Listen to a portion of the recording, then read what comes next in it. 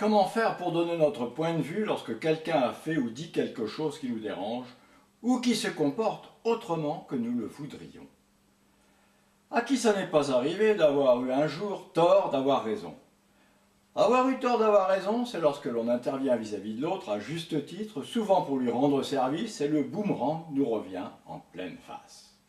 Comment intervenir positivement?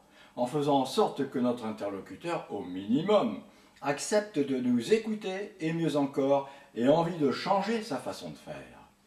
Et non pas de riposter agressivement, voire même de nous renvoyer l'ascenseur à la prochaine occasion. En fait, qu'est-ce qui provoque généralement ce type de difficulté? Une réaction à chaud, souvent au mauvais moment. Un ton de reproche avec une pointe d'agressivité. Les reproches sont exprimés en termes vagues. Des mots qui touchent la personne, et souvent formulés en public. Et quand l'interlocuteur réagit, on l'interrompt, surtout quand il cherche à se justifier. Et le ton monte, et quelquefois même on en rajoute, en ressortant les vieux griefs. Résultat, votre interlocuteur, soit il laisse passer l'avalanche et rien ne se passe, soit il n'a qu'une envie, c'est celle de vous rendre l'appareil à la prochaine occasion. Et vous-même, vous êtes encore plus en colère, frustré, et vous en voulez encore plus à la personne. Et c'est comme ça que des personnes qui par ailleurs s'apprécient génèrent entre eux des relations chargées de tensions qui peuvent durer quelquefois des années. Alors vous allez me dire, quand il y a des choses qui ne vont pas, quand même, il faut bien le dire. Il y a des gens, si on ne leur met pas les points sur les i, ils ne comprennent pas. C'est vrai. Alors, quelles conditions réunir pour exprimer une critique efficacement? Premièrement, le bon moment. Il y a des moments plus favorables que d'autres, à nous les éviter. Être maître de soi. Respiration, préparation. Avant de réagir, respirez. Faites une profonde inspiration. Et en même temps que vous soufflez, vous vous dites « calme ». Et vous faites cela plusieurs fois si c'est nécessaire. Et vous prenez le temps de vous préparer. Le choix des mots, avec la manière, et si nécessaire, répétition. Donc, respiration, préparation, préparation, répétition. Troisième point, être précis. Si les faits sont contestables, vous vous discréditez.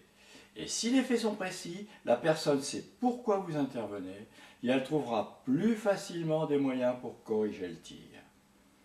Quatrième point, être direct en parlant positivement. Cinquième point, c'est un constat et non un réquisitoire. Sixième point, être orienté solution. Plus votre interlocuteur voit autour de solutions, mieux ça va. Septième point, le non-verbal, c'est-à-dire l'intonation, le regard, les mimiques, les attitudes essentielles. Huitième point, en tête-à-tête et non pas en public. Neuvième point, quand c'est fini, évitez de rabâcher. Dixième point, jamais un perdant.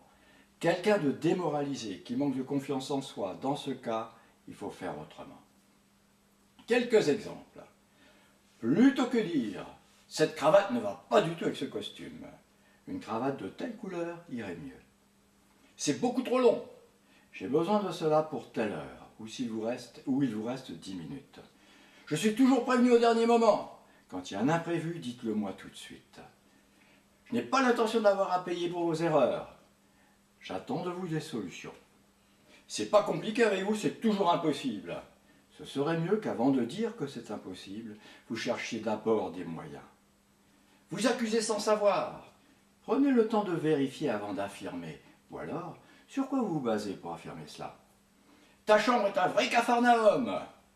Prends le temps de ranger ta chambre le week-end prochain et ensuite tu le fais au fur et à mesure. On ne peut pas compter sur vous. Pour telle opération, le délai a été passé de X jours. Vous avez eu un comportement inadmissible en réunion. Chaque fois que vous êtes intervenu, c'était pour vous opposer. Vous n'arrivez pas à vous affirmer face à vos collaborateurs. Dupont est arrivé en retard à 3 reprises cette semaine, sans réaction de votre part. Et maintenant, entraînez-vous. Je je vous invite à penser à un comportement ou une erreur d'un ou plusieurs interlocuteurs sur lesquels vous voulez intervenir. Commencez par un cas relativement facile et préparez-vous. Pensez, respiration, préparation, préparation, répétition. À bientôt!